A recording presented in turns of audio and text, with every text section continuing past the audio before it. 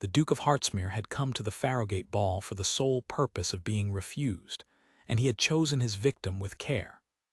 Miss Verity Marchbank stood beside the pillar where the unwanted always stood, in a gown 3 seasons old, and when he asked her before 400 candles and every sharpened ear in the county whether she would consent to become his wife, she looked up at him with clear gray eyes and said, "Yes, thank you. I should like that very much." The music did not stop. It only seemed to. Cassius, 9th Duke of Hartsmere, stood with one gloved hand still extended, and discovered that the floor beneath his boots had become unreliable. He had rehearsed the whole of it in the carriage. The offer would be made loudly enough to be heard, refused loudly enough to be repeated, and by Thursday the whole of society would know that even a penniless girl with no prospects and no protector would not have the Wolf of Hartsmere, which would settle the matter of his marrying for another 5 years, and permit him to return to his own country in peace. His aunt would weep. His solicitors would despair. He would be left alone, which was all he had wanted since the autumn he turned 9 and 20. He had not accounted for the girl saying yes. "Miss Marchbank," his voice came out lower than he intended, "you may wish to consider." "I have considered." She set her hand in his as though he were any other man in the room, and her fingers did not tremble, which was itself an insult to the 11 years he had spent building his reputation. "You asked me in front of the Dowager Lady Farrogate, your Grace, and the Bishop's wife, and Mr. Ferris, who repeats everything. If I had wished to consider privately, you ought to have asked me privately." Behind her, someone dropped a glass. Cassius heard it fall, heard the hush spread outward like ice cracking across a pond, and found that he could not look away from her face. It was not a beautiful face, precisely. It was a face that had decided something. "They will tell you what I am," he said. "They already have." Her chin came up half an inch. "Rather a lot of them, rather often. Would you care to know what they said, or would you prefer to guess?" He had faced a magistrate, a coroner's jury, and his own mother across a coffin, and none of them had unmanned him so thoroughly as Miss Verity Marchbank in a gown the color of weak tea. "Guess," he said, "that you let your brother die in the fire at Hartsmere and stood by the door to be certain of it." She said it evenly, quietly, without dropping her eyes. "That you ruined Lord Ferris's cousin and 2 other gentlemen out of spite, and drove one of them to the Continent. That you keep no company, answer no letters, and have not danced since the year of the burning. That the servants at Hartsmere are paid double to endure you. That the last woman who was engaged to you fled to the coast in the night, and would not say why. And you accept me regardless." "I accept you," said Verity Marchbank, "because I do not believe more than a quarter of it, and because in 6 years of being introduced to me, you are the only man in this room who has ever asked me a question, and then waited for the answer." Cassius had no answer to that. He led her out onto the floor because it was the only motion available to him, and the orchestra, badly rattled, began a country dance in which he had to give her up and get her back 8 separate times.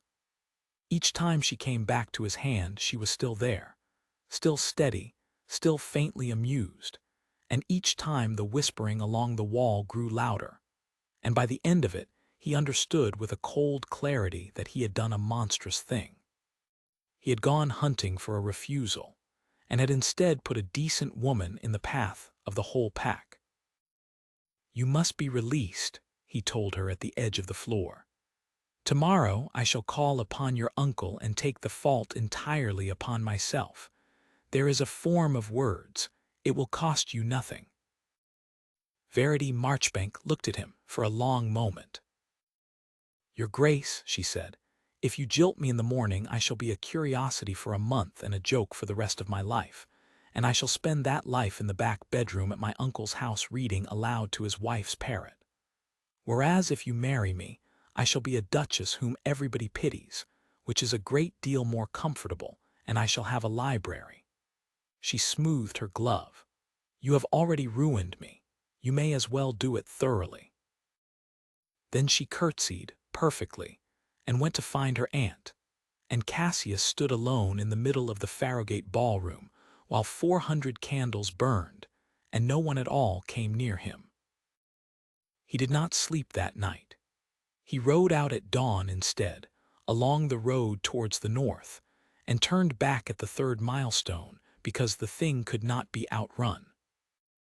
Her uncle, Mr. Bassett Marchbank, received him at 11 the following morning in a parlor smelling of cold coal, and received the news of the engagement with the expression of a man handed a purse of gold, and told it was cursed.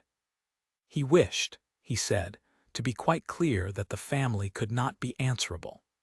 He wished it noted that he had cautioned his niece. He wished, and here he leaned forward with a most confidential air that made Cassius's jaw ache. He wished to know whether his grace intended anything by way of a settlement upon the girl's nearer relations, as they had borne the expense of her these 6 years and had, he might say, borne it Christianly. "You will be paid what she has cost you," Cassius said. "Send the account to my man of business, itemized." "Your grace is generous." "I am not." He rose. "Where is she?" Verity was in the garden behind the house, in the same drab pelisse, cutting the dead heads off a rose bush with a pair of shears too large for the work. She did not curtsy. She said, "You came. My aunt has had the vapors twice and is saving the 3rd for luncheon. You may still refuse me." "How very persistent you are about it," she snipped. "Do sit down, you loom." There was one bench, it was wet. Cassius sat on it. "There are conditions I must state," he said, "and you will hear them all before you say another word. Hartsmere is 4 days' journey north. The house has 90 rooms and 11 that are habitable. The east wing is a shell and will remain a shell. I keep no season in town, hold no assemblies, and receive no callers. My mother lives at the dower house and does not speak to me. I have a temper that is spoken of accurately. I sleep badly, and I do not explain myself, not to magistrates, not to bishops, and not to wives." He heard his own voice flattening into the tone he used on impertinent stewards, and could not stop it. "You would be a duchess in a cold house in a wet county with a husband the neighborhood crosses the road to avoid. That is the whole of what I am offering. There is nothing behind it." Verity Marchbank considered the rose bush. 11 habitable rooms," she said. "Is one of them the library?" Cassius stared at her. "Because you said 90 rooms as though it were a punishment," she went on, "and you said the east wing twice, which tells me it is the part that burned, and you said your mother does not speak to you as though you deserved it, and you have not once said that the story about your brother is untrue." She turned then and looked at him full in the face, and her eyes were not soft, which he found he preferred.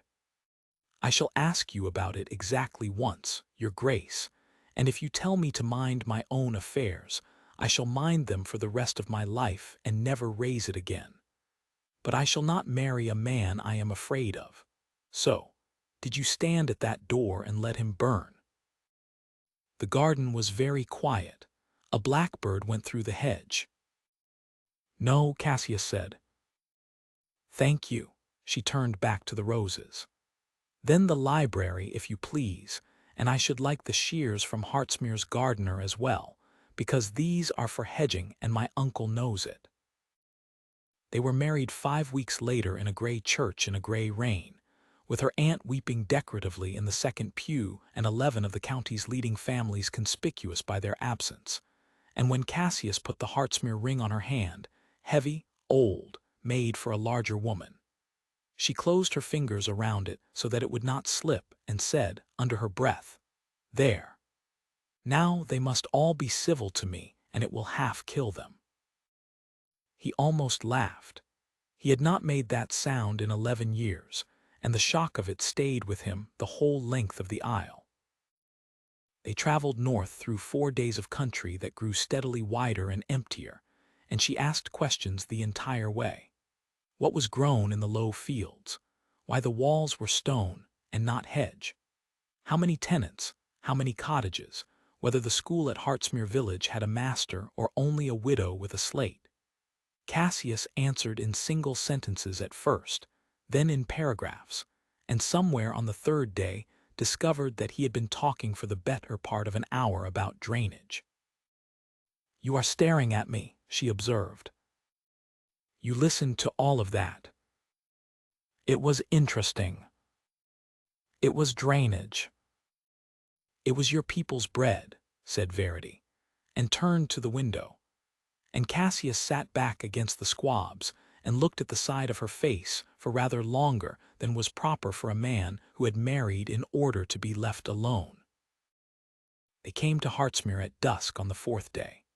He had meant to warn her again at the gates, and found he could not put the words together, so she saw it as it was. The long avenue of limes, the lake-like beaten pewter, and the great gray house standing above it with its west front lit, and its east front open to the sky, roofless, black-ribbed, the windows staring out of the stone like the eye sockets of a skull. The lanterns of the gatehouse threw a warm and useless light across 100 yards of ruin. The carriage stopped. The whole staff had turned out on the steps, as was proper, 31 of them in 2 rows, and every single face was set in the same careful blankness he had grown used to over 11 years. "Your Grace," said Mrs. Hallows, the housekeeper, and curtsied, and did not look up. Cassius handed his wife down. He was aware of the silence, of the rain beginning again, of the way the footman's eyes went to the burnt wing and away, as they always did. Verity Marchbank, now Duchess of Hartsmere, stood at the foot of her husband's steps in a traveling cloak of no distinction whatever, and looked along the 2 rows of servants and said, "Mrs. Hallows, you have kept a house of 90 rooms with 31 people and no mistress for 11 years, and I am told the linen is famous as far as Ripsley. I have come to be of use, not of trouble. May I trouble you tonight for tea, and tomorrow for the truth about the chimneys?" Mrs. Hallow's head came up.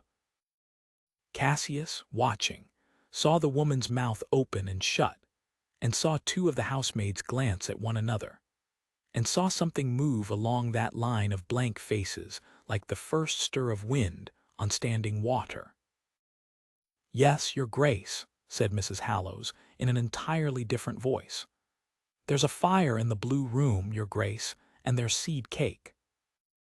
They went in past him, all of them. His own household, walking into his own house, talking, actually talking, in low, quick sentences, about seed cake. And Cassius stood alone on the wet steps in the dark with the burnt wing at his back, and understood that his life had been taken away from him by a woman with a borrowed cloak and no dowry, and that he had not the smallest notion how to get it back. She began with the chimneys, as promised, and did not stop. By the end of her first week, the smoking flue in the great kitchen had been swept, and the cook had been given leave to say plainly that she had asked for it to be swept in 3 consecutive Februaries. By the end of the second, the schoolroom in the village had a master's stipend, paid quarterly, and the widow who had been teaching 30 pupils out of Christian obstinacy had a coal allowance and a chair with a back to it. By the end of the third, Cassius came down to breakfast and found 4 maids polishing the long gallery and singing. Singing in his house. He stood in the doorway, and they did not see him, and when they did the song stopped as if cut with a knife, and the youngest went white and dropped her cloth. "Go on," Cassius said. Nobody moved. "It is not an order," he said, and heard how it sounded and left. He found his wife in the muniment room with the estate books open in front of her, and ink on her second finger. "They stopped singing," he said. Yes, Verity did not look up. They will start again in about a month. It takes a while. You might tell me the trick of it. There is no trick. Now she looked up. You gave orders for 11 years and no one has heard you say a single thing that was not an order. When you came in this morning, they thought you had come to be angry, because that is the only thing they have ever seen you come in to be. So they waited to be shouted at, and you did not shout, and that frightened them worse. She dipped her pen. You could try saying good morning. To housemaids. To anyone, as practice. He turned to go and stopped in the doorway with his hand on the frame, and said, without turning round, good morning. Good morning, Cassius, said his wife, and he heard the smile in it, and went down the corridor rather faster than he had come up it. She was not, he learned, biddable. She was not even reliably tactful. She told the vicar to his face that a sermon on the contentment of the poor was in poor taste when preached in a fur tippet. She rode badly, and refused to be taught by anyone but the head groom, whom she reduced within a fortnight from terror to devotion. She wore the Hartsmere emeralds to a dinner of 8, and the same 3 gowns everywhere else. And she asked questions. That was the worst of it. That was the thing that came at him from every quarter at every hour. She asked what the East Wing had been before, and what the tenants at Low Ellerby wanted, and whether he had ever seen his mother's garden, and what he had eaten as a boy, and whether the mark on his right hand hurt him in the cold. That last she asked in the library on a wet October evening, quite simply, over the top of a book. Cassius looked down at his hand. The scar ran from the base of his thumb across the back of it in a rope of white and puckered flesh and disappeared into his cuff. And it climbed, he did not say, as far as his shoulder, and there was more of it on his ribs and along his back where the beam had come down. In the cold, he said, yes. Then you should not have stood on the terrace for an hour last night. You watched me. Everyone watches you. You are the largest thing in the county. She turned a page. You do it whenever the wind is in the east. I have been keeping count, which I dare say you will call impertinent, and it is 19 nights out of 28. He did not answer. She let him not answer, which was the strangest of her gifts, and read on, and the fire spat. And after a long time Cassius said, the east wind brings the smell of the lake. The stable stood on the far side of it. Verity closed her book. The story is not wholly wrong, he said. That is the thing you will want to know, and I would rather you had it from me than from Ferris. My brother Lionel was in the stable when it took fire, and I was at the door of it, and there was a length of time, I could not say now how long, a minute, perhaps 2, in which I stood there and did nothing at all. So when they say I stood by, they are telling the truth. They only have the reason wrong. What was the reason? I was looking for the 3rd horse. He heard his own voice go flat and let it. There were 3 in that block. I had 2 out. The 3rd was screaming and I could not find the stall in the smoke, and I was deciding whether to go back for her. And while I decided, the loft came down at the far end where Lionel was. He had gone in after me by another door. I did not know he was in the building. I did not know he was in the county. He turned his hand over. I got him out. He lived 9 days. And every one of those 9 days he could speak. And what he said to me, he said in front of my mother, and it was not kind, and she has not spoken to me since he was buried. Verity had gone very still. He blamed you, she said. He was in great pain, and he was 23, and he had done a thing he could not undo, and he wanted, I think, to put it down somewhere before he died. Cassius rose and stood with his back to the fire, because that was easier. I shall not tell you the rest, not because I do not trust you, because it is not mine. It is your name. It is his widow's name, said the Duke of Hartsmere, and her son's and my mother's grief, and I gave my word in a room with a coffin in it. You may think what you like of me for it. You have leave." She did not say anything for a while. Then she got up and crossed the hearthrug, and took his scarred hand in both of hers and turned it to the firelight, and looked at it properly. Not with the flinch he had grown accustomed to, not with the horrid brightness of a woman being brave, but the way she looked at a ledger, as at something she intended to understand. 19 nights out of 28, she said. You stand in the cold with this hand aching because you cannot bear a burnt smell indoors, and the whole of the county believes you sleep like a stone. Cassius. She looked up. I think your word is the only thing you have kept whole, and I shall not ask you to break it. But I should like it known that I am on your side of the door now, whatever is behind it. He should have said something. He was aware of the fire, and the rain on the long windows, and her hands, which were not soft either, and of the 11 years standing in the room with them. What he said was, "You have ink on your face." "I always have ink on my face." "Yes," said Cassius, and did not let go of her hand. Lord Ferrous came in November, uninvited, in a curricle too light for the roads, with 2 of his set, and a story about a broken axle. Cassius received him, because refusing would have been remarked upon in 3 counties by Christmas, and because he had learned by then that his wife rather liked a battle. They dined at 8. Ferrous was a handsome, pink, prosperous man of 50, with a habit of laughing at the ends of his own sentences, and he had come, plainly, to look at the Duchess and price her. "And do you not find it lonely, ma'am?" he said over the second course. "So far from everything, though I dare say forgive me, after your uncle's establishment, it must seem the very lap of luxury. Ha! And you were his ward, were you? Companion, one hears different tales." "I read to my aunt," said Verity pleasantly, "and I kept her accounts, and I mended, and I was fed. Ward is too grand. Servant is too plain. I have never settled on the word."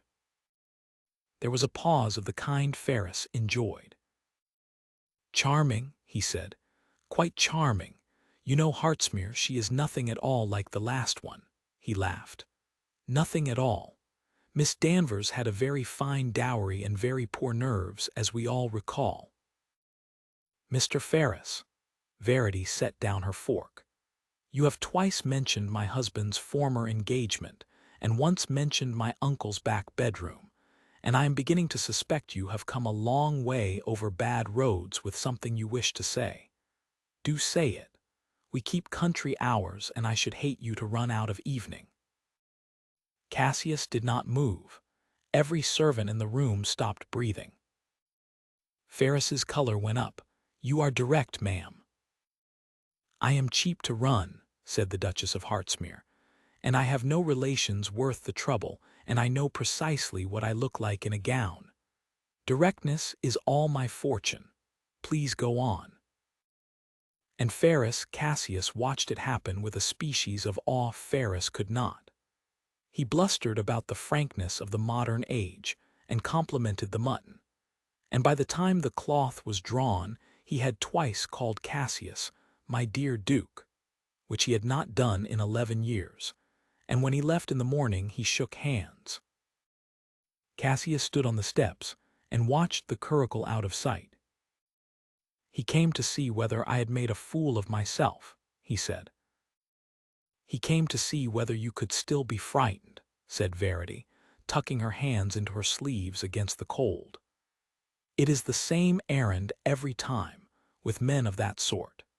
Cassius, who is Mrs. Lionel Hartsmere, and why does she have £11 a quarter out of your private account under the name of a charity that does not exist?"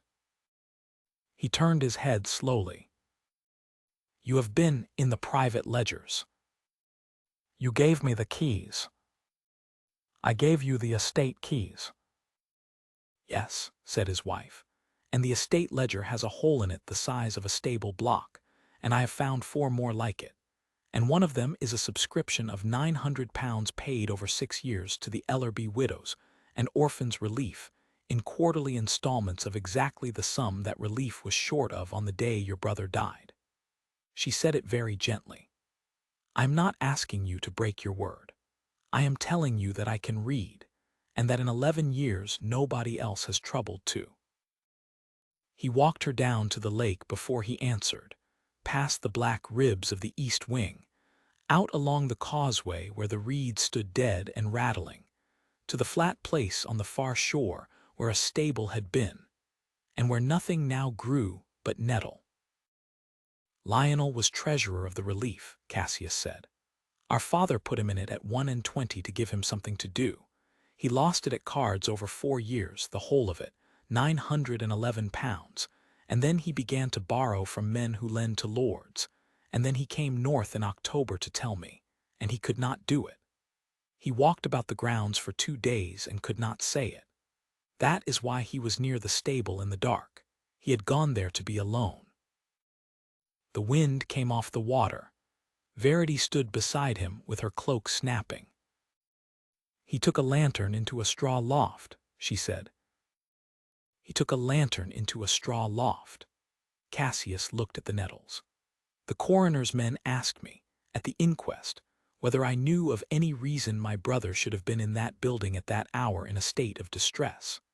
And my mother sat in the second row with her hands in her lap, and Lionel's widow sat beside her, 4 months gone with child and 21 years old, and the whole county was in the doorway with its ears out.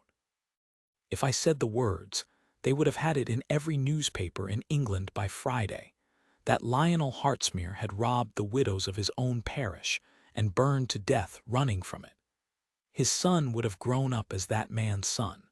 My mother would have buried a thief. His wife would have had the parish looking at her in church for the rest of her life. He drew a slow breath. So I said no reason was known to me. And they looked at my hand, which was in a sling, and at the door of the stable, and at my brother's 9 days of raving, and they made up the rest themselves. It cost me nothing to let them. I had nobody who cared what was said of me. And the £900, paid back quietly over 6 years in the name of a subscription, so that it would look as if the fund had never been short at all. Ferris's cousin found out. He came to me with the ledgers and a price, and I would not pay it, so I broke him instead, bought his notes, called them in, put him on a packet for the continent. That is the third story. The other 2 are the same story with different names. He turned. Now you know it all, and it is yours as well, and I am sorry for that. Verity Marchbank stood in the nettles with her hair coming down, and looked at him for a long moment. You gave 11 years of your name to a boy who is now 10 years old, she said, and to a woman of 32, and to a mother who does not speak to you, and none of them has ever released you. They are not obliged to. No, she took his arm and turned him back towards the causeway, but it has never once occurred to you to ask. He asked at Christmas, and only because she made it impossible not to. She wrote first to Mrs. Lionel Hartsmere at Nether Cawley, whom Cassius had not laid eyes on in 11 years, and whose quarterly draft he signed with his face turned away. And she wrote as one woman to another plainly, and she did not show him the letter. And she told him afterwards only that she had said this, that she had married a man the world called a beast, that she had learned why, and that the beast would go on being a beast forever unless somebody who had the right to speak chose to speak. The answer came on the 18th. He read it in the muniment room with the door shut, and read it 3 times.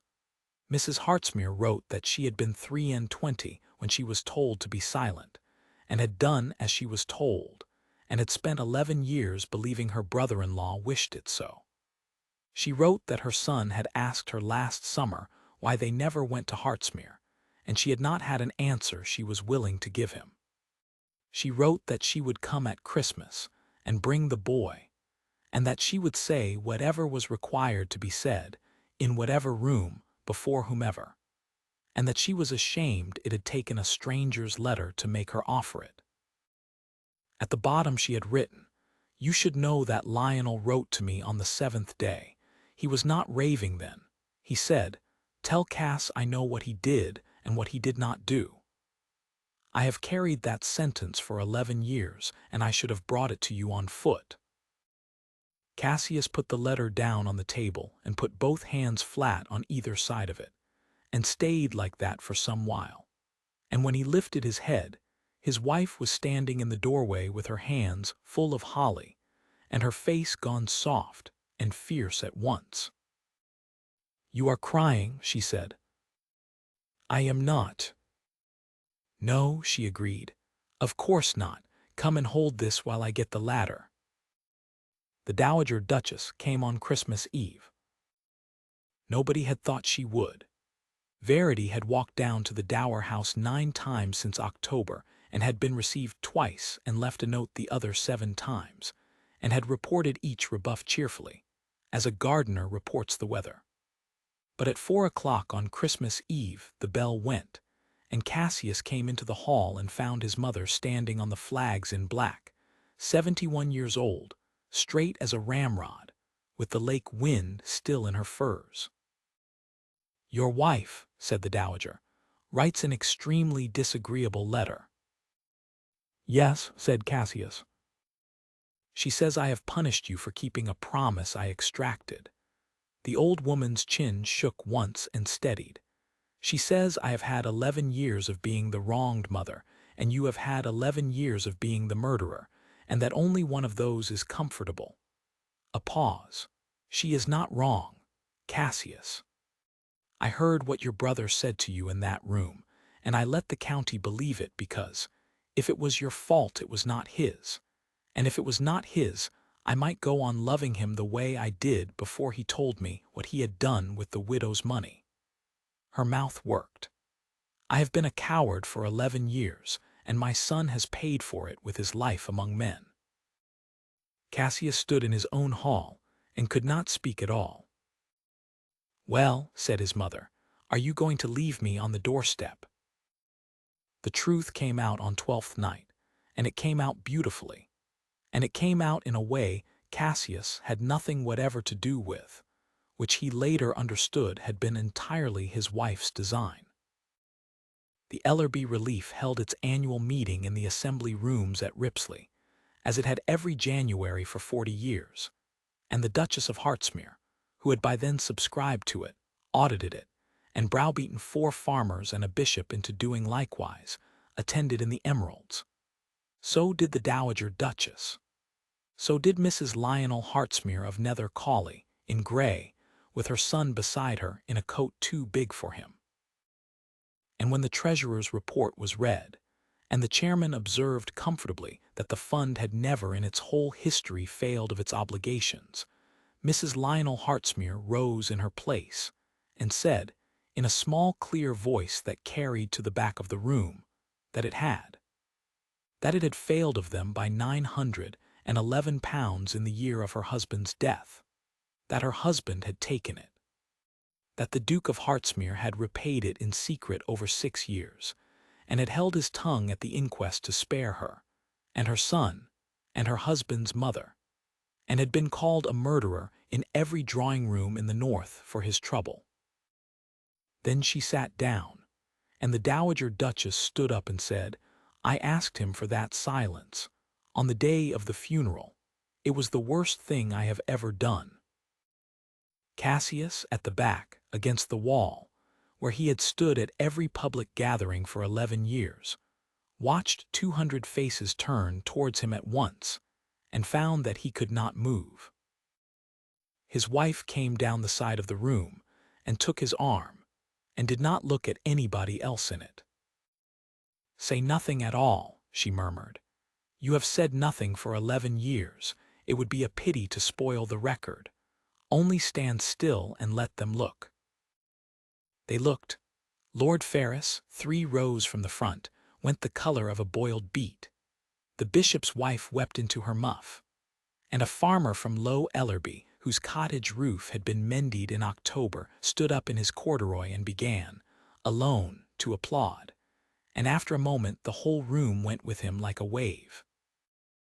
They walked back out into the January dark afterwards, and Cassius put her cloak about her shoulders on the assembly room steps, and could not make his hands do it properly, and she stood patiently and let him fumble. "You did that," he said. "Your mother did it, and Sarah Hartsmere did it. I only wrote letters." Verity settled the clasp herself. "I am extremely good at letters. It is what comes of 6 years with nothing to do." "You have given me back my name." "I have given you back the use of it," she said. "You never lost it. You only put it down on a table in a room with a coffin and forgot that you were allowed to pick it up again." Then she looked up, and the lamplight caught her, and she said, quite differently, "Cassius, I have never once asked you why you chose me at that ball." He looked down at her. In the ballroom at Farrowgate he had chosen her because she had no protector, no fortune, and no possible reason to say yes, because she was safe, because she was the surest refusal in England. "I went there to be refused," he said, "and I picked out the woman I thought least likely to want me. That is the truth, and it is contemptible." "Yes," she was smiling. "Go on." "And you said yes, and you have said yes to every single thing since, the chimneys, the schoolroom, Ferris, my mother, the whole ruinous impossible business of me, and you have never once asked me for anything." His voice was not steady. He let it not be. "So I am going to ask you now, 11 weeks late and in the wrong order, and you may refuse me, and I would very much rather you did not. Will you have me, not the title, not the library, me?"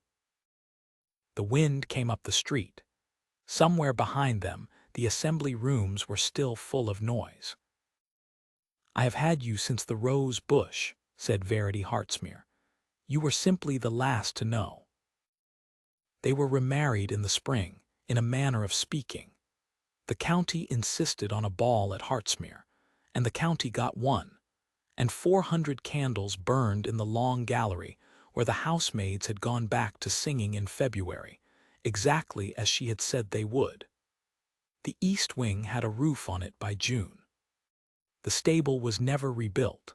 They planted it instead, apples and damsons and a stone bench, and the nettles went. And in the second summer the boy from Nether Cawley, who spent all his holidays there now, and rode the third horse's grandson, carved his father's initials into the trunk of the oldest tree with his great-uncle's penknife and his great-uncle's permission. Cassius, Duke of Hartsmere, whom society had feared for 11 years, took to saying good morning. To housemaids, to grooms, to the widow who taught at the village school and was now the master's wife, to his mother across the breakfast table at the dower house on Sundays. It got easier. Some things did. And on the nights when the wind came in from the east, and the ache climbed his hand and his shoulder, and he woke with the smell of it in the room, he would find that he was not alone on the terrace any longer, that there was a lamp lit in the library window and a second chair drawn to the fire, and a woman in it with ink on her second finger who never once said, "You should be in bed," but only, "Sit down, you loom," and read to him until the wind turned. He had gone to a ball to be refused by the least likely woman in England. She had been the only one in the room who looked up.